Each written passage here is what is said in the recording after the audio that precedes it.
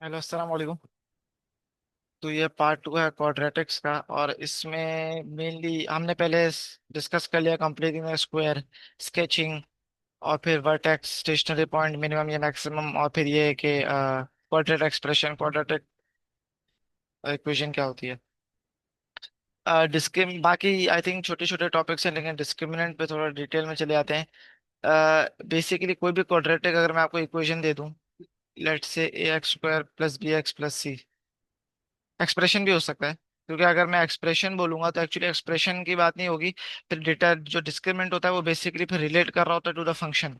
मतलब let's say कि अगर मैं आपको बोल दूं क्वाड्रेटिक एक्सप्रेशन है ना, लेट्स से ये मैंने आपको एक क्वाड्रेटिक एक्सप्रेशन दे दिया। अब इसका डिस्क्रिमिनेंट मैं बोल सकता हूँ कि भाई मैं इसका डिस्क्रिमिनेंट निकालने जा रहा हूँ। क्या होता है डिस्क्रिमिनेंट, वो देख लेंगे। तो भाई मैं इसका डिस्क्रिमिनेंट निकालने जा रहा हूँ, I am about to find the discriminant of this quadratic expression. लेकिन फिर वो इतना मेक सेंस नहीं करता मैथ्स की दुनिया में। तो बेहतर है कि आप ये बोलेंगे कि हमारे पास एक क्वाड्रेटिक फंक्शन है और मैं इसका फिर निकालने जा रहा हूँ डिस्क्रिमिनेंट। वैसे क्वाड्रेटिक एक्सप्रेशन बोलने में तो कुछ भी नहीं जा रहा, क्वाड्रेटिक एक्सप्रेशन बोले फंक्शन बोले, लेकिन एक्चुअली मैं फंक्शन इसलिए डालना चाह रहा हूँ क्योंकि discriminant is related to the function. सही है? तो ज्यादा बेहतर है कि अगर आप याद करेंगे डिस्क्रिमिनेंट फंक्शन, तो एक्सप्रेशन बोलने में क्या, बोलने में तो कुछ भी नहीं जा रहा। तो ये है कि हम इसका डिस्क्रिमिनेंट निकालते कैसे हैं। डिस्क्रिमिनेंट का साइन ये होता है, वैसे साइन मुझे नहीं लगता सिलेबस में है, लेकिन मैं तो आई थिंक इसको यूं ही कब से बोलता हूँ डिस्क्रिमिनेंट। और डिस्क्रिमिनेंट वैसे साइन जरूरी नहीं है वो। डिस्क्रिमिनेंट का फॉर्मूला है डिस्क्रिमिनेंट,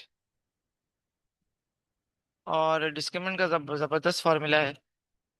वो जबरदस्त मैं इसलिए बोल रहा हूँ क्योंकि क्वाड्रेटिक फॉर्मूले में आता है।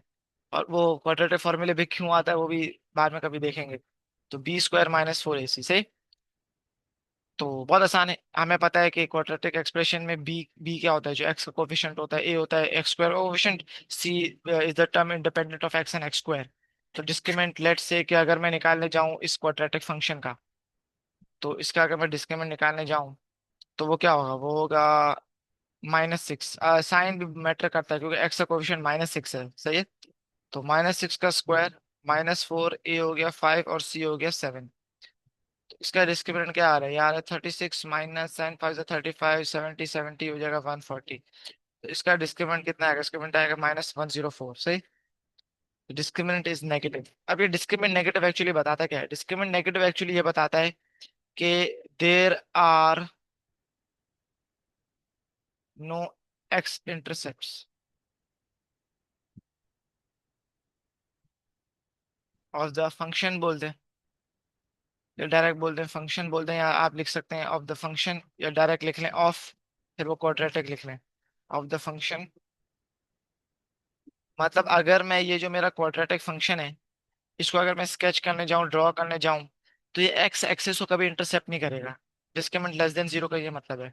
और क्योंकि हमने देखा कि ए की वैल्यू 5 है, हैप्पी फेस है, तो obviously it will be somewhere above the x axis. यूं हो सकता है, यूं हो सकता है, यूं हो सकता है। सही, यूं ऑब्वियसली नहीं हो सकता क्योंकि फिर वो अगर मैं एक्सटेंड करूं तो कहीं ना कहीं एक्स एक्सिस को टच कर लेगा। सिमिलरली यूं भी नहीं हो सकता, यूं भी नहीं हो सकता, क्योंकि एक्सटेंड करूंगा तो एक्स एक्सिस को टच कर लेगा। तो वो लेट से कुछ यहाँ हो सकता है, यहाँ हो सकता है, यहाँ हो सकता है, तो मैं यूं बोल देता हूँ। सही? तो ये हमारा फंक्शन कुछ ऐसा होगा।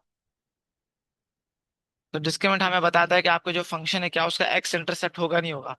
अब एक्स इंटरसेप्ट कैसे निकलता है, एक्स इंटरसेप्ट कैसे निकलता है, एक्स इंटरसेप्ट ऐसे निकलता है कि हम वाई की वैल्यू क्या रखते हैं, जीरो।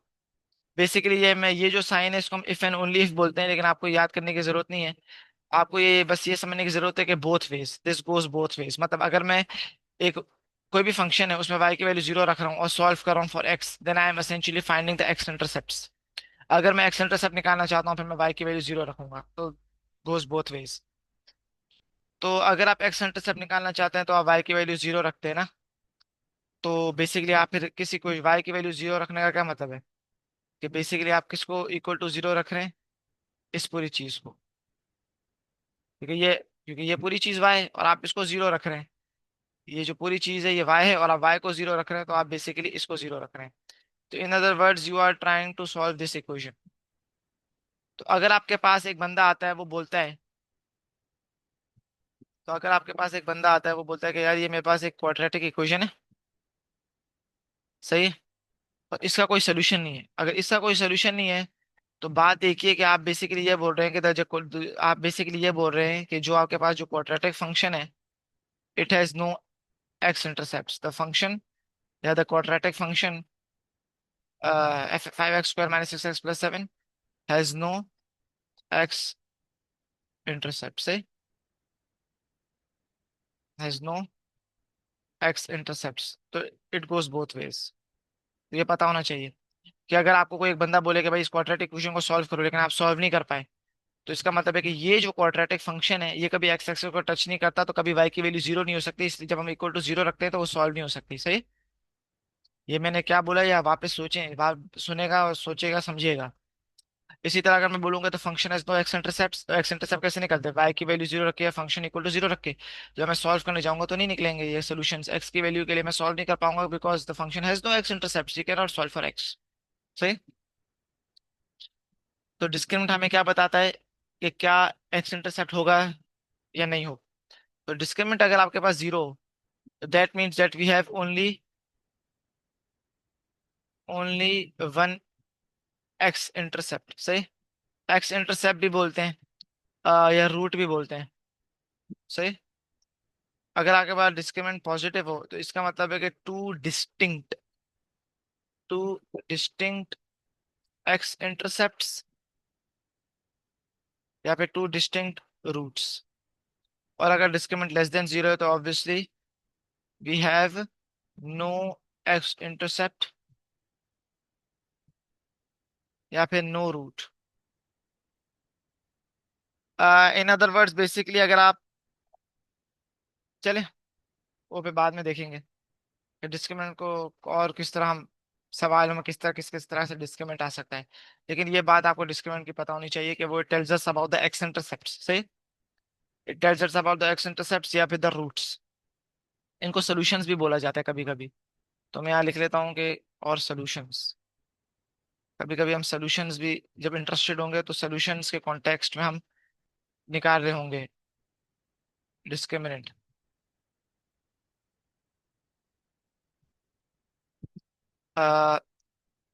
लेट्स से के एक एग्जांपल दे देता हूँ जिसमें डिस्क्रिमिनेंट जीरो। तो डिस्क्रिमिनेंट इक्वल टू जीरो का एक एग्जांपल ये है कि लेट्स से कि आपको मैंने ये वाली क्वाड्रेटिक दे दी। सही। तो अगर मैं आपको ये वाली क्वाड्रेटिक दे दूं तो उसका आप देख लीजिएगा डिस्क्रिमिनेंट क्या होगा, जीरो। तो इन अदर वर्ड्स इसका जब मैं इन अदर वर्ड जब मैं इस फंक्शन का एक्स इंटरसेप्ट निकालने जाऊंगा, इस फंक्शन के रूट्स निकालने जाऊंगा, रूट्स मतलब हम इसको इक्वल टू जीरो रखते हैं और एक्स इंटरसेप्ट में भी इक्वल टू जीरो रखते हैं, तो जो सोल्यूशन आएगा वो एक आएगा। और ऑब्वियसली हाँ, जब मैं इसको मैं इक्वल टू जीरो रखूंगा तो ऑब्वियसली एक ही आंसर आएगा। वो क्या आएगा, वो ऑब्वियसली एक ही आंसर आएगा कि एक्स इक्वल्स टू वन। तो इसको रिपीटेड रूट बोलते हैं। इसको क्या बोलते हैं, रिपीटेड रूट। कि एक ही रूट बेचारा दो दफा रिपीट हो गया, रिपीटेड रूट। सही। अगर मैं आपको एक एग्जांपल दूं कि डिस्क्रिमिनेंट पॉजिटिव हो, तो मैं थोड़ी चीटिंग कर रहा हूँ, मैं बैकवर्ड जा रहा हूँ। तो लेट्स से कि मैं आपको ये वाला क्वाड्रेटिक दे देता हूँ, या क्वाड्रे ये वाला फंक्शन दे देता हूँ। तो ये क्या बनेगा, ये बेसिकली बनेगा x² - 12x + 35। सही। तो अगर मैं आपको ये क्वाड्रेटिक फंक्शन दे दूं तो इसका डिस्क्रिमिनेंट पॉजिटिव आएगा। तो इसका मतलब क्या है, इसका मतलब है कि अगर मैं इस इक्वेशन को सॉल्व करने जाऊं, मतलब इसके रूट्स निकालने जाऊं, इसके वाई इंटरसेप्ट निकालने जाऊं, या इसको फंक्शन को इक्वल टू जीरो रख के सॉल्व करूं, तो दो आंसर आएंगे। ऑब्वियसली मैंने बैकवर्ड, क्योंकि मैंने फंक्शन खुद ही बनाया अपनी तरफ से, मुझे पता है यूं फैक्टराइज होगा। तो ये दो आंसर आएंगे, तो दो डिस्टिंक्ट आंसर्स आए। नेगेटिव पॉजिटिव भी हो सकते हैं, positive positive positive negative doesn't matter. दो डिस्टिंक्ट आंसर्स, दो डिस्टिंक्ट रूट्स से, टू डिस्टिंक्ट एक्स इंटरसेप्ट्स। एक एग्जांपल दे देता हूँ लेस देन जीरो का। लेस देन जीरो का अगर मैं आपको एग्जांपल दूं तो वन -x² + 1। सही। तो जब आप इसको सॉल्व करेंगे -x² + 1 = जीरो, इसको वाई इनके इसके मतलब वाई एक्स इंटरसेप्ट निकाल रहे हैं या इस फंक्शन के रूट्स निकाल रहे हैं, सारी बातें एक ही हैं। तो जब आप इसको सॉल्व करेंगे तो ओ सॉरी, -x² - 1 होना चाहिए। अ, तो जब आप इसको सॉल्व करने जाएंगे तो ऑब्वियसली फिर x² = -1, which is not possible. क्यों नहीं पॉसिबल, क्योंकि नेगेटिव नंबर का आप स्क्वायर रूट नहीं ले सकते। या इसको एक और तरीके से आप इसको इस तरह इंटरप्रेट कर सकते हैं कि कोई भी नंबर का अगर मैं स्क्वायर करूं, तो ऑब्वियसली आंसर जीरो या पॉजिटिव आता है। दुनिया का कोई भी नंबर ले लें, उसका स्क्वायर कर लें, मतलब you multiply that number by itself, या तो जीरो आंसर आएगा या पॉजिटिव। सही है? तो नेगेटिव कभी आ नहीं सकता। तो डिस्क्रिमिनेंट की ये बात है, तो डिस्क्रिमिनेंट का ये एक ओवरव्यू है।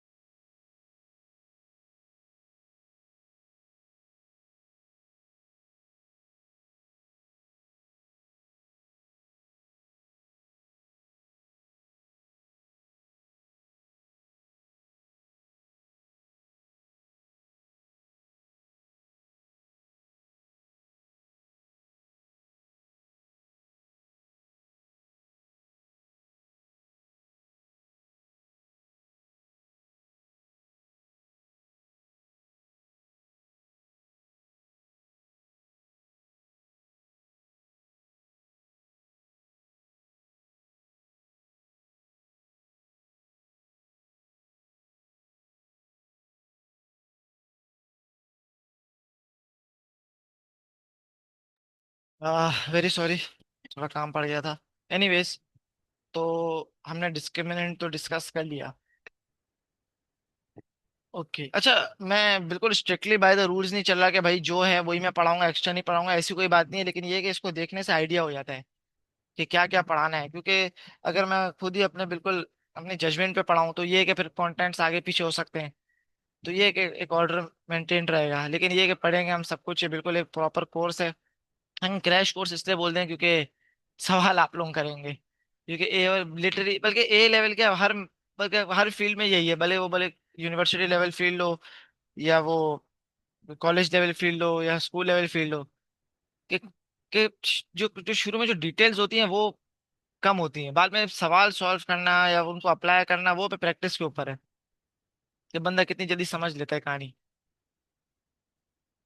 ओके। तो अच्छा, अब डिस्क्रिमिनेंट हम डिस्कस कर रहे थे, तो डिस्क्रिमिनेंट के यूसेस किस तरह आएंगे, तो यूसेस डिस्कस कर लेते हैं। क्योंकि वो उन्होंने पता नहीं क्यों यहाँ लिखे नहीं है, लेकिन चलो, इम्प्लाइड है। एनीवेज, तो क्या, तो लेट्स से कि अब अगर मैं आपको एक अब डिस्क्रिमिनेंट के एग्जांपल्स दे रहा हूँ कि डिस्क्रिमिनेंट किस तरह अपीयर हो सकता है। सही है? तो अच्छा, ओके, लेट्स से कि अगर मैं आपको एक क्वाड्रेटिक इक्वेशन दे दूं, लेट्स से एक्स स्क्वायर प्लस 5। सही? तो ये क्वाड्रेटिक फंक्शन है। लेट्स से कि मैंने आपको एक फंक्शन दे दिया, let's say x square plus 5 है ना, तो लेट्स से कि मैंने आपको दे दिया 2x+3। एक्चुअली सवाल नहीं है, लेकिन डिस्क्रिमिनेंट किस तरह अपीयर हो सकता है तो हम देख रहे हैं। तो अब डिस्क्रिमिनेंट कैसे इस केस में आएगा, वो ऐसे आएगा कि कभी कभी क्या, अक्सर सवाल ऐसे होते हैं क्वाड्रेटिक्स में, कि अगर मैं आपको बोलूं कि ये क्वाड्रेटिक फंक्शन है और ये एक लीनियर फंक्शन है, ऑब्वियसली स्केच करे बगैर, इस फंक्शन को स्केच करे बगैर, इस फंक्शन को स्केच करे बगैर मुझे बता दें कि इन दोनों के पॉइंट्स ऑफ इंटरसेक्शन कितने होंगे। मतलब ये है कि क्वाड्रेटिक फंक्शन ये है और एक लीनियर फंक्शन है। तो we can have two points of intersections, maybe we have one point of intersection or maybe we have no point of intersection at all। सही? तो मेरा आपसे सवाल है कि मुझे कैलकुलेशन, मतलब हम कैलकुलेशन करेंगे या अलजेब्रा के थ्रू सॉल्व करेंगे, उसके बगैर मतलब ग्राफिकल हमारा सोल्यूशन नहीं होगा, कि पॉइंट्स ऑफ इंटरसेक्शन कैसे निकालूं इन दोनों इक्वेशंस का, इन दोनों फंक्शंस का। तो वो हम कैसे करते हैं? वो हम ऐसे करते हैं कि हम ऑब्वियसली हम चाहते हैं कि पॉइंट्स ऑफ इंटरसेक्शन निकालें। हम क्या निकालें? Points of intersection. तो पॉइंट्स ऑफ इंटरसेक्शन में जब भी आपके पास पॉइंट ऑफ इंटरसेक्शन होगा तो ऑब्वियसली ये जो दो पॉइंट्स होते हैं, भले एक पॉइंट भी हो सकता है, ये जो मैं बोलने वाला हूँ ये एक पॉइंट के लिए भी हो सकता है, कि पॉइंट और इंटरसेक्शन में ये जो पॉइंट्स आते हैं ये दोनों में कॉमन होते हैं, क्योंकि दोनों में कॉमन होते हैं तो वो जो पॉइंट की एक्स वाई वैल्यू होगी, सही है, x1 y1 x2 y2, तो वो दोनों में कॉमन होगी। मतलब मतलब अगर मैं x1 फंक्शन के लाइन के अंदर डालूं तो मुझे y1 मिलेगा, लेकिन अगर मैं x1 कर्व के अंदर भी डालूं क्वाड्रेटिक के अंदर तब भी मुझे y1 मिलेगा। इसी तरह अगर x2 में लाइन के अंदर डालूं तो मुझे y2 मिलेगा, और अगर मैं x2 क्वाड्रेटिक के अंदर डालूं तब भी मुझे y2 मिलेगा। तो they both share these points. तो इसका मतलब पॉइंट टू इंटरसेक्शन में उनके एक्स वैल्यूज भी सेम होंगी, उनकी वाई वैल्यूज भी सेम होंगी। अब क्योंकि उनकी वाई वैल्यूज सेम होंगी तो हम क्या करते हैं, इन दोनों वाइज को इक्वेट कर लेते हैं, क्योंकि their Y values will be same. आप चाहें तो एक्स वैल्यूज को भी इक्वेट कर सकते हैं। दिखा देता हूँ। तो वाई वैल्यूज को अगर आप इक्वेट करेंगे तो ये हो जाएगा x² + 5 = 2x + 3। ये सबसे सिंपलेस्ट वे होता है। ये सबसे सिंपलेस्ट वे होता है कि आप क्या करें, वाई को सब्जेक्ट बनाएं और फिर दोनों को इक्वेट कर लें, दोनों वाइज को, मतलब असेंचुअली दोनों फंक्शंस को। ज्यादा मुश्किल तो दोनों वाइज को सब्जेक्ट बनाएं, इस तुक्के में इधर वाई पहले से ही सब्जेक्ट बना हुआ है, और फिर दोनों को इक्वेट कर लें, दोनों फंक्शंस को, मतलब आप असेंचुअली दोनों की वाई वैल्यूज इक्वेट कर रहे हैं। आप चाहें तो एक्स वैल्यूज को भी इक्वेट कर सकते हैं, लेकिन वो खाम खाम में साहब बात है, लंबा काम है। कि आप पहले वाई को अक्सर आप मतलब एक्स को सब्जेक्ट बनाएंगे, तो ये हो जाएगा y - 3/2 = x। फिर यहाँ पे सब्जेक्ट नहीं बनाएगा वरना स्क्वायर रूट का मसला हो जाएगा प्लस माइनस का, तो बस यहाँ पे x को सब्जेक्ट बना दिया, वही इसके अंदर प्लग इन कर दें। तो यूं भी कर सकते हैं, लेकिन बेहतर ये है कि वाई को सब्जेक्ट बनाएं, अक्सर आसान होता है। और दोनों वाइज को इक्वेट कर दिया। दोनों वाइज को इक्वेट क्यों किया, क्योंकि हमें पता है कि जो पॉइंट्स इंटरसेक्शन होंगे वहां पे दोनों की वाई वैल्यू सेम होगी, तो फिर वो कॉरेस्पॉन्डिंग एक्स वैल्यूज भी आ जाएंगी। तो इसको हम सॉल्व करेंगे और हमें पता है कि पॉइंट और इंटरसेक्शन आ जाएंगे। तो x², इसको हम रीअरेंज करेंगे ताकि हमारे पास एक प्रॉपर क्वाड्रेटिक इक्वेशन बन जाए। x² - 2x, ये हो जाएगा +2 = 0। x² - 2x, और इसको हम सॉल्व करेंगे। इसको क्योंकि अभी तो मैंने मिडिल टर्म गो थ्रू किया नहीं है। आ क्वाड्रेटिक फॉर्मूला भी अप्लाई कर सकते हैं, मैं अभी क्वाड्रेटिक फॉर्मूला अप्लाई नहीं कर रहा, मैं बस मिडिल टर्म ही कर रहा हूँ, लेकिन अपने तरीके से बाद में गो थ्रू करूंगा मिडिल टर्म को। लेकिन मुझे लग रहा है कि इसका आंसर थोड़ा अजीब आएगा। हाँ, इसका आंसर थोड़ा अजीब आएगा, क्वाड्रेटिक फॉर्मूले से ही कर लेते हैं। -b ± √b² - 4ac/2a, सही है?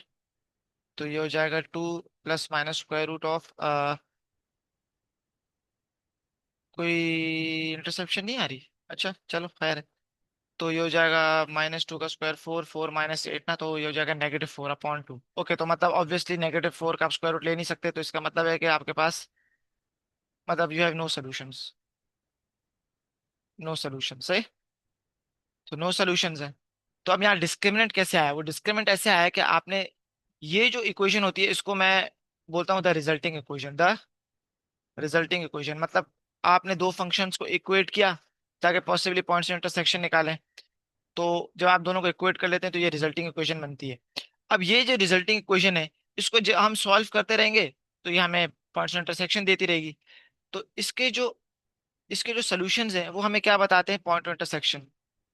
The solutions the solutions of this equation, the resulting equation, are the points of intersection, सही। और हमें पता है कि जो पॉइंट्स ऑफ इंटरसेक्शन है वो सॉल्यूशंस है, या जो सॉल्यूशंस है पॉइंट ऑफ इंटरसेक्शन है। तो ये जो रिजल्टिंग इक्वेशन है इसको सॉल्व करूंगा तो पॉइंट ऑफ इंटरसेक्शन मिल जाएंगे। तो अब डिस्क्रिमिनेंट किधर आया, डिस्क्रिमिनेंट इधर आया कि अगर मैं इसका डिस्क्रिमिनेंट निकालूं तो इसका जो डिस्क्रिमिनेंट होगा, the discriminant will tell me about the solutions. ये जो एक रिजल्टिंग इक्वेशन है, एक इक्वेशन है, तो इसका अगर मैं डिस्क्रिमिनेंट निकालूंगा तो वो मुझे उसके सॉल्यूशंस के बारे में बताएगा कि सॉल्यूशन एक होगा, दो होगा, या कोई सॉल्यूशन होगा ही नहीं, सही है। लेकिन वो एक्चुअली सॉल्यूशंस होंगे वो क्या होंगे, पॉइंट्स इंटरसेक्शंस। तो in other word the discriminant will tell me about the solutions या फिर पॉइंट्स ऑफ इंटरसेक्शन। तो ये बड़ा जरूरी होता है, ऐसे सवाल बहुत आएंगे कि इसका रिजल्टिंग इक्वेशन, आप मतलब आपको दो फंक्शन को इक्वेट करना पड़ेगा, फिर उसके डिस्क्रिमिनेंट के साथ प्ले अराउंड करना पड़ेगा, क्योंकि उसका जो डिस्क्रिमिनेंट होगा वो फिर पॉइंट ऑफ इंटरसेक्शन हमें बताएगा, सही है। तो फिर भी मैं ऐसे कंफर्म करने के लिए इसका डिस्क्रिमिनेंट निकाल लेता हूँ। तो इसका ऑब्वियसली डिस्क्रिमिनेंट यही आएगा, देखिए ना, b² - 4ac -4 आ रहा है, तो लेस देन 0 आ रहा है, तो इससे तो कोई सोल्यूशन नहीं आया। तो डिस्क्रिमिनेंट हमें पता है बी स्क्वायर माइनस फोर ए सी होता है। तो ये हो जाएगा माइनस टू का square minus four one two, वो हमें पता है माइनस फोर आएगा। और वो देखें डिस्क्रिमिनेंट एक्चुअली इधर ही आता है। तो जब जैसे डिस्क्रिमिनेंट लेस देन जीरो हो जाता है तो मतलब आपके पास ये स्क्वायर रूट के अंदर नेगेटिव आ जाता है, इसलिए सोल्यूशन नहीं आता। तो इसलिए जब भी डिस्क्रिमिनेंट लेस देन जीरो होगा, नो सोल्यूशन। नो सोल्यूशन या फिर नो पॉइंट ऑफ इंटरसेक्शन से। क्योंकि ये पॉइंट ऑफ इंटरसेक्शन क्यों बताएगा, क्योंकि ये जो इक्वेशन है ये बनी है by simultaneously solving these two equations. तो हमें पता है कि इस इक्वेशन को सॉल्व करूंगा, रिजल्टिंग इक्वेशन तो पॉइंट्स ऑफ इंटरसेक्शन मिलेंगे। तो इसलिए ये जो तो जो डिस्क्रिमिनेंट हमें बताएगा सोल्यूशन के बारे में, लेकिन वो solution actually points of intersection ही है। तो no solution no point of intersection, तो ये दोनों तरीकों से कंफर्म हो गया कि ये वाला रिजल्ट इसके साथ कंसिस्टेंट है। सही। अब ये मैंने क्यों ये सवाल करवाया है? ये इसलिए करवाया क्योंकि ये सवाल एक्चुअली पेपर में यूं नहीं आएगा, वो कुछ यूं आएगा कि let's say you have a quadratic y equals to X square plus one. और अब आपको मैं एक लाइन दे दूं, यही वाली लाइन देता हूँ। एक्स स्क्वायर प्लस फाइव है ना, तो थोड़ा चेंज कर लेता हूँ, लेट्स से एक्स प्लस के है। अब कुछ ऐसा सवाल आएगा कि for what values of k will will both the functions भी बोल सकता है, या will the line intersect the function. For what values of k will both the functions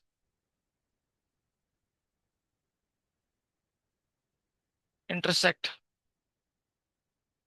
eight two points.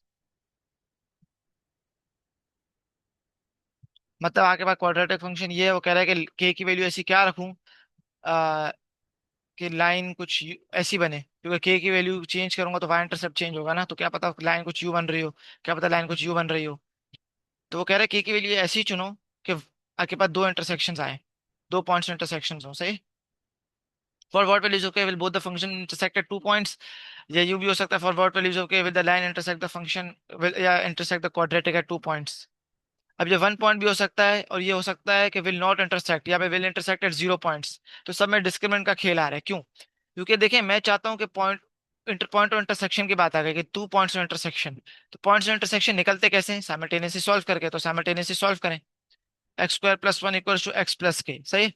तो ये आपके पास आ गई द रिजल्टिंग इक्वेशन। इस रिजल्टिंग इक्वेशन को मैं सॉल्व करूंगा तो मुझे पॉइंट्स ऑफ इंटरसेक्शन मिल जाएंगे, लेकिन मैं सॉल्व कर नहीं सकता क्योंकि के अननोन है। सही। तो मुझे एक तो पॉइंट ऑफ इंटरसेक्शन निकालने भी नहीं, और मैं निकाल भी नहीं सकता क्योंकि के अननोन है। उसने बोला है कि आप कुछ ऐसा करो के को चुनो कि पॉइंट्स इंटरसेक्शन दो हो जाए।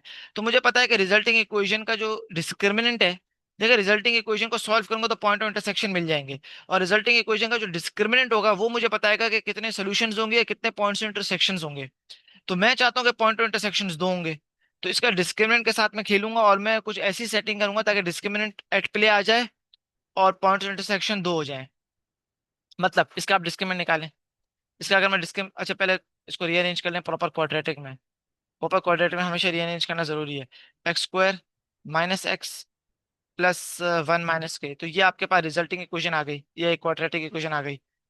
अब मुझे पता है कि इसको मैं सॉल्व करूंगा तो पॉइंट इंटरसेक्शन मिल जाएंगे, लेकिन अभी सॉल्व कर नहीं सकता क्योंकि के अननोन है।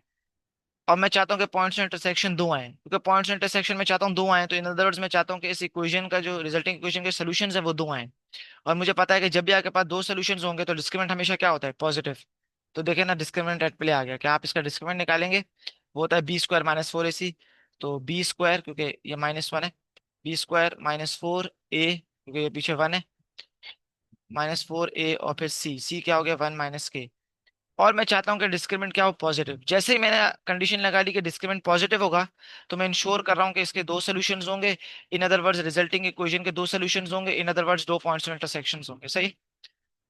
तो one minus four plus four k is greater than zero, which gives us k four k is greater than one minus four minus three, तो ये हो जाएगा three, which implies k must be greater than three upon four.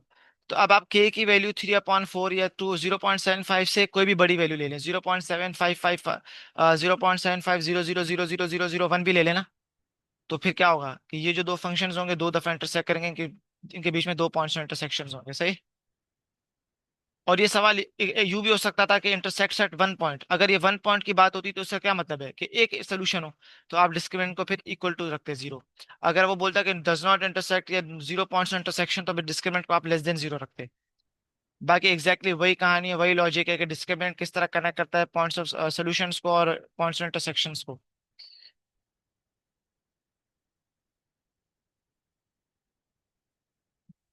तो ऐसे सवाल मैंने तो एक करवाया, लेकिन ऐसे बेश भरे हुए हैं ऐसे सवाल पास पेपर्स में। लेकिन अभी क्योंकि हमारा काम है कि टॉपिक को one by one go through करना, सवाल सॉल्व नहीं करना, तो काफी है। लेकिन डिस्क्रिमिनेंट आई होप आपको बात समझ में आ गई हो। Okay. Solve quadratic equations and quadratic inequalities in one unknown. Okay. तो अब आपको पता होना चाहिए कि क्वाड्रेटिक इक्वेशंस को किस तरह सॉल्व करते हैं। बस मैं ये आखिरी टॉपिक कवर करूंगा इस वीडियो में, फिर बाकी अगली वीडियो में कवर कर लेंगे। तो सॉल्विंग क्वाड्रेटिक इक्वेशंस, बस अभी इक्वेशंस करूंगा, इनइक्वालिटीज बाद में कर लेंगे। Solving quadratic equations. तो सॉल्विंग क्वाड्रेटिक इक्वेशंस के तीन तरीके हैं: completing the square, middle term factorization, और फिर क्वाड्रेटिक फॉर्मूला। अब इन तीनों में से कौन सा हमेशा एप्लीकेबल है? ये दीज आर ऑलवेज एप्लीकेबल। दुनिया की कोई भी क्वाड्रेटिक दे दो, क्वाड्रेटिक फॉर्मूला काम चला देगा, कंप्लीटिंग स्क्वायर काम चला देगा। मिडिल टर्म फैक्टराइजेशन में कुछ शर्तें कि वो ये वाला नंबर इस टेबल में आना चाहिए, नंबर्स अच्छे होने चाहिए ताकि इंसान भी कर सके। अगर इरेशनल नंबर्स आ गए फिर तो बंदा भूल ही जाओ। स्क्वायर रूट आ गए तो और कहानी मुश्किल हो जाती है। तो नॉट ऑलवेज एप्लीकेबल, सही है। तो मैं लिख रहा हूँ कि नॉट नॉट ऑलवेज एप्लीकेबल, लेकिन ये है ऑलवेज एप्लीकेबल। अब आप सोच रहे होंगे किस तरह सॉल्व करें। तो अनलेस अदरवाइज मेंशन्ड, आप कोई भी तरीका कर लें जो आपको बेहतर लग रहा है, सही है। तो कंप्लीटिंग स्क्वायर तो हमें पता है किस तरह करते हैं, तो उसको सॉल्व कर लेते हैं। एक सवाल, लेट्स से कि अगर मैंने एक क्वाड्रेटिक दी हुई है। अब मुझे नहीं पता कि इसको अगर मैं कंप्लीट स्क्वायर करूं तो यही बनेगा कि नहीं बनेगा, लेकिन मैं अज्यूम कर रहा हूँ लेट्स से कि यही बनेगा, सही। मैंने इसको कंप्लीट स्क्वायर कर दिया। अब इसको सॉल्व करना है। सॉल्व करना है मतलब most likely equal to zero रख के सॉल्व करना पड़ेगा। ये बस एक क्वाड्रेटिक इक्वेशन है जिसको सॉल्व करना है। तो ये क्वाड्रेटिक इक्वेशन है, इसको सॉल्व करना है। कंप्लीट स्क्वायर अप्रोच में कर रहा हूँ। तो ये हो जाएगा x+3 का होल स्क्वायर इक्वल्स टू 10/6। वहां से हो जाएगा x+3 equals to plus minus square root of 10/6, क्योंकि होल स्क्वायर रूट हो गया। यहाँ से हो जाएगा x की वैल्यू एक दफा होगा प्लस 10/6 का होल रूट -3, फिर एक होगा minus of square root of 10/6, और फिर -3, सही। दो सोल्यूशंस आ जाएंगे। तो कंप्लीट स्क्वायर हमेशा एप्लीकेबल है, बहुत आसान है। हाँ, लेकिन अगर कंप्लीट स्क्वायर फॉर्म में दिया हुआ नहीं है तो वो आपको करना पड़ेगा, वो थोड़ी मेहनत है। क्वाड्रेटिक फॉर्मूले में ये है कि आपको फॉर्मूला पता होना चाहिए और वो डायरेक्टली एप्लीकेबल है। तो ये तो आसान है। हम मेन चीज डिस्कस करेंगे मिडिल टर्म फैक्टराइजेशन, क्योंकि मिडिल टर्म फैक्टराइजेशन आपको आनी चाहिए। तो मिडिल टर्म फैक्टराइजेशन में क्या होता है? ओके। तो मिडिल टर्म फैक्टराइजेशन में क्या होता है? मिडिल टर्म फैक्टराइजेशन में मैं आपको बता देता हूँ कि लेट्स से कि एक्स स्क्वायर है +4x है +4, इसको आपको सॉल्व करना है। तो मिडिल टर्म फैक्टराइजेशन में सबसे पहले तो एक्स स्क्वायर का कोफिशिएंट 1 होना चाहिए, अगर नहीं है तो कोफिशिएंट 1 बाहर ले लें, सही। उसके बाद क्या है? उसके बाद आप वैसे जरूरी नहीं है कि 1 हो, लेकिन अगर कॉमन निकल सकता है, अगर कॉमन नंबर मतलब फॉर एग्जाम्पल अगर मैं आपको ये दे दूं x² +16 x +16, तो इसमें देखें 16 कॉमन निकल सकता है, तो अगर निकल सकता है तो निकाल लें, सही है। अगर नहीं निकलेगा कॉमन फिर छोड़ दें, फिर जो कोफिशिएंट इसका है तो है। अब काम की बात क्या है कि आप x² के पीछे जो कोफिशिएंट है और साइन इंक्लूडेड है, और ये वाला जो आखिरी नंबर है साइन इंक्लूडेड, दोनों को मल्टीप्लाई करना है। तो यहाँ पे इस केस में x² कोफिशिएंट +1 है और वो आखिरी नंबर है +4, तो ये आ जाएगा +4। अब आपको ये बीच वाला नंबर देखना है जो वो भी +4 है, साइन देखना है। अब आपको इस +4 को तोड़ना है, सही। तो मैं यहाँ बल्कि एक्चुअली कलरिंग में कर लेता हूँ। अब आपको इस +4 को तोड़ना है। अब आपको ये जो +4 है इसको तोड़ना है दो नंबरों में, और दो नंबरों में ऐसे तोड़ना है कि प्लस माइनस होके +4 ही बने, लेकिन मल्टीप्लाई करूँ उन दो इंडिविजुअल नंबर्स को तो फिर +4 बने। मतलब फॉर एग्जाम्पल 2 + 2, क्यों? क्योंकि जब मैं 2 + 2 करूंगा तो +4 बनेगा। और एक और बात, जब 2 + 2 इन दोनों दो नंबर्स को मल्टीप्लाई करूंगा 2 और 2 को, तो +4 बनेगा, सही। और एग्जाम्पल्स करेंगे। तो अब आप, तो ये बेसिकली किस में टूटा? तो आपने तोड़ा किस में? 2 + 2 में। तो आप 4x को तोड़ देंगे बेसिकली 2x + 2x में। ये देखें, 2 और 2 मल्टीप्लाई होकर 4 बन रहे हैं, या +2 और +2 मल्टीप्लाई होकर 4 बन रहे हैं, और फिर +2x + 2x +4x बनता है जो ये बीच का नंबर है। अब आप कॉमन ले लेंगे तो ये हो जाएगा x+2, ये हो जाएगा। यहाँ से आप कॉमन लेंगे 2 और x, जो जितना कॉमन निकल सकता है निकालें। तो यहाँ तो कॉमन सेंस की बात है कि 2 कॉमन निकल रहा है। सही है। तो ये हो जाएगा x+2, बहुत बेसिक एग्जाम्पल था, लेकिन इससे आइडिया हो जाएगा। तो x की वैल्यू आएगी -2। अब क्योंकि मैं चाहता हूँ कि ऐसे ही पुराने कॉन्सेप्ट्स को टच कर लूँ, तो क्योंकि x की वैल्यू -2 एक ही सोल्यूशन आ रहा है, या इस क्वाड्रेटिक इक्वेशन का एक ही सोल्यूशन है, तो ऑब्वियसली जब आप इसका डिस्क्रिमिनेंट निकालेंगे तो इक्वल टू 0 आएगा। सही। एक और एग्जाम्पल करते हैं। ये एग्जाम्पल्स मैं अपनी तरफ से बना रहा हूँ, तो चलो ये पुराना वाला कर लेते हैं। x² -12x + 35। इसमें क्या होगा, इसमें ये होगा कि आपने देखा कि +1 है और फिर +35 है, तो जब दोनों को मल्टीप्लाई करूंगा तो +35 आएगा। सही। ओके। अब -12 है, तो ये जो -12 है इसको मैं दो नंबरों में कैसे तोड़ूं ताकि प्लस माइनस होके -12 भी बने, सवाल चेंज ना हो, लेकिन वो दो नंबर्स जिनमें मैं तोड़ रहा हूं उनको मल्टीप्लाई करूं तो 35 बने। अब क्योंकि हमने पहले सॉल्व किया हुआ है तो लोगों के डायरेक्ट दिमाग में आइडिया आ जाएगा -5 -7 क्यों, क्योंकि -5 -7 प्लस माइनस होके -12 बनते हैं। एंड ऑब्वियसली -5 और -7 को जब मैं मल्टीप्लाई करूंगा, साइंस हमेशा इंक्लूडेड होंगे, तो देखें 35 आ रहा है कि नहीं आ रहा। देखें ये वाली कंडीशन मीट हो रही है। तो बेसिकली आप इसको तोड़ देंगे -5x में -7x में, और बस अब -5x -7x या -7x -5x, उससे फर्क नहीं पड़ने वाला। तो कॉमन ले, यहाँ से माइनस भी कॉमन निकाल रहा है और 7 भी कॉमन निकाल रहा है, जितना कॉमन निकाल सकते हैं निकालें। तो ये हो जाएगा x-5 और x-7 इक्वल टू 0। तो यहाँ से दो डिस्टिंक्ट आंसर्स आ रहे हैं, दो डिस्टिंक्ट रूट्स आ रहे हैं, दो डिस्टिंक्ट सोल्यूशंस आ रहे हैं। सही है। तो इसका मतलब है कि ये जो क्वाड्रेटिक होगा डिस्क्रिमिनेंट पॉजिटिव होगा, चेक कर लीजिएगा। वैसे आई थिंक हमने किया हुआ है। एक और एग्जांपल करते हैं। अ,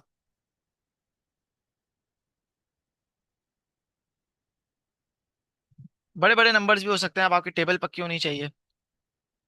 तो अ, सोच रहा हूँ मैं, तो ये हो जाएगा x²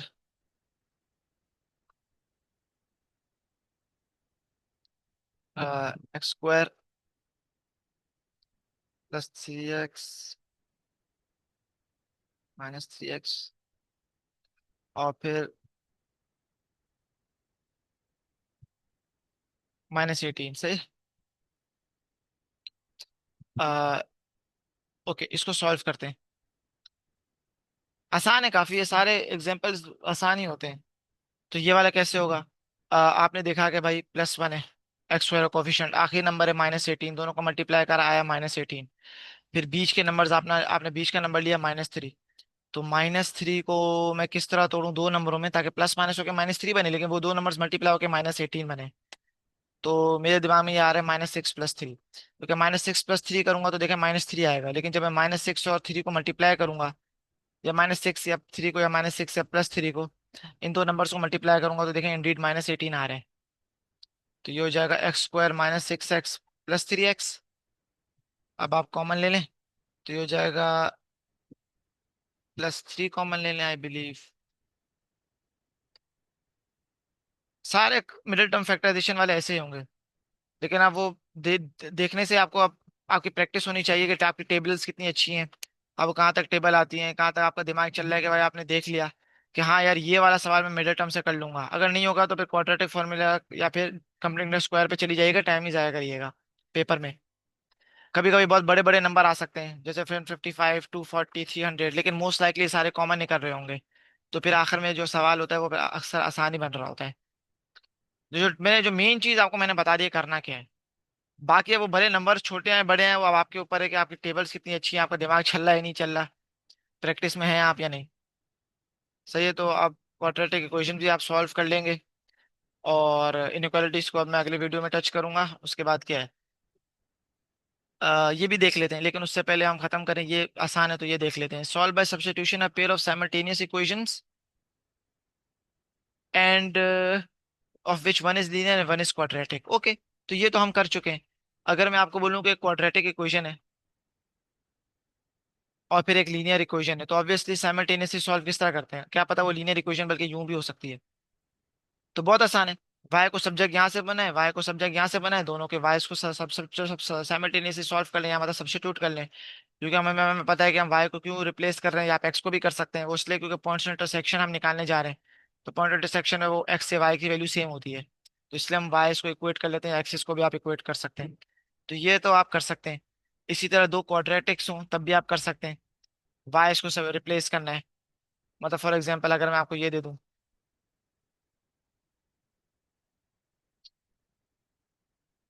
दोनों में बोलूं कि पॉइंट्स इंटरसेक्शन निकालो, तो बस दोनों के वाइस को इक्वेट कर लें, फिर वहां से एक्स की वैल्यूज निकलेंगी। सही। तो वो पता चल जाएगा कि कहाँ कहाँ एक्स, कौन कौन सी एक्स की वैल्यूज पे ये लोग ग्राफ्स इंटरसेक्ट हुए हैं। और बस यही है। हाँ, लेकिन एक बात मैं बताना भूल गया कि वो पॉइंट्स इंटरसेक्शन में एक्स कोऑर्डिनेट भी चाहिए होता है, वाई कोऑर्डिनेट भी चाहिए होता है। तो लेट से कि मैंने इसको सॉल्व किया और लेट से एक्स की वैल्यूज आ गई 5 और लेट से 7। अब क्योंकि उसने अगर सिर्फ एक्स कोऑर्डिनेट बोला है तो ओके वी आर डन। अगर उसने बोला कि find the point of intersections, तो ऑब्वियसली फिर उसमें वाई कोऑर्डिनेट भी इंप्लाइड है। तो क्योंकि अब एक्स की वैल्यू आ गई, वो फिर अब आप एक्स की वैल्यू इसके अंदर भी प्लग इन कर सकते हैं, इसके अंदर भी प्लग इन कर सकते हैं, दोनों प्लग इन करेंगे और फिर कॉरेस्पॉन्डिंग वाई वैल्यूज भी निकाल लेंगे। तो लेट्स से एक्स की वैल्यू 5 आपने इसके अंदर प्लग इन किया, आप चाहे तो इसके अंदर भी कर सकते हैं, दोनों में सेम आंसर आएगा। फॉर एक्स की वैल्यू 5, लेट्स से 9 आ गया। अब आप 7 इसके अंदर प्लग इन करें, इसके अंदर प्लग इन करें, बात एक है, दोनों में सेम आंसर आएगा, लेट्स से आ गया 11। सही। तो ये पॉइंट्स में इंटरसेक्शन आ गए। अगर सिर्फ वाई कोऑर्डिनेट मांगा तो वाई कोऑर्डिनेट, अगर सिर्फ एक्स कोऑर्डिनेट मांगा तो एक्स कोऑर्डिनेट, अगर बोले find the points of intersection, तो फिर obviously X coordinate Y coordinate दोनों चाहिए होते हैं आपको। और बाकी दो लीनियर इक्वेशंस को तो आई थिंक आपको सॉल्व करना होता होगा, तो उस पर तो मैं टच भी नहीं करूंगा। ये तो बहुत सिंपल सी बात है, तो आई थिंक इस पे मैं नहीं जाऊंगा। बाकी इसमें तो है। सही। तो क्वाड्रेटिक्स हमारा तकरीबन हो गया है, लेकिन एक हम सवाल भी सॉल्व करेंगे और देखेंगे सारे कॉन्सेप्ट किस तरह अप्लाई हो रहे हैं और आपकी थिंकिंग क्या होनी चाहिए। क्वाड्रेटिक इनइक्वालिटीज क्योंकि थोड़ा डिटेल है तो उसको मैं अगली वीडियो में करना चाहूंगा, लेकिन जो जो कॉन्सेप्ट फेयरली सिंपल है, मैं जल्दबाजी नहीं कर रहा, मैं बता रहा हूँ फेयरली सिंपल है। मतलब आपको थोड़ी मेहनत करनी है, आप खुद समझें तो आप कर सकते हैं। recognize and solve equations in x which are quadratic in some function of x, basically वो ये कहना चाह रहा है disguised quadratic equations, that you must be able to recognize and solve disguised quadratic equations। तो अब मैं आपको बता चुका हूँ कि क्वाड्रेटिक इक्वेशंस किस तरह होती है, कोई भी इक्वेशन दे दूं आप बता सकते हैं कि क्या ये क्वाड्रेटिक है या नहीं। और फिर क्योंकि छुपी भी होगी, तो पावर जो नॉर्मली स्क्वायर और 1 की होती है, मतलब नॉर्मली पावर क्या होती है, पावर 2 होती है, पावर 1 होती है, फिर 0 हो जाती है। तो डिस्गाइज क्वाड्रेटिक इक्वेशन में आप अपनी क्वाड्रेटिक की कंडीशन को चेक करेंगे, तो वो आप बोलेंगे भाई this is a quadratic equation, तो आप रिकग्नाइज कर लेंगे कि it is a quadratic equation and you can solve it. वो कैसे करेंगे वो मैं अगली वीडियो में देख लेंगे। लेकिन ये कि डिस्गाइज हम क्यों बोलते हैं, क्योंकि ऑब्वियसली पावर 2 1 और 0 नहीं है, पावर चेंज हो जाती है, छुपी क्वाड्रेटिक इक्वेशन बेसिकली छुप जाती है। सही है। तो एक डिस्गाइज क्वाड्रेटिक अगर मैं एक एग्जांपल दे दूं, तो एक्स की पावर -6/2, माइनस इसको 5 इधर लगा लें, -√3 एक्स की पावर लेट से -6/4, लेट से -√6। अब ये जो स्क्वायर रूट है भाई, ये एक कोएफिशिएंट है। मैंने पावर्स की बात की थी डिस्गाइज क्वाड्रेटिक में, तो दिस डजंट मैटर कि स्क्वायर रूट है। इसी तरह ये भी एक कांस्टेंट है, स्क्वायर रूट में डजंट मैटर। मेन चीज ये कि आपको पावर देखनी है कि जो भी मैक्सिमम पावर आ रही है क्या एग्जैक्टली उसकी हाफ आ रही है। हाँ, उसकी हाफ आ रही है। और फिर क्या वो पावर डायरेक्टली गायब हो रही है, पावर 0 आ रही है, हाँ इधर एक्स नहीं है तो मतलब एक्स की पावर 0। तो that is it, maximum power exactly उसकी हाफ और फिर गायब, power 0। Yes indeed this is the disguised, this is a quadratic equation और this is a disguised quadratic equation. इसको हम सॉल्व कैसे करेंगे वो भी देख लेंगे अगली वीडियो में। तो आई थिंक इस वीडियो के लिए काफी है। Thank you, Allah Hafiz.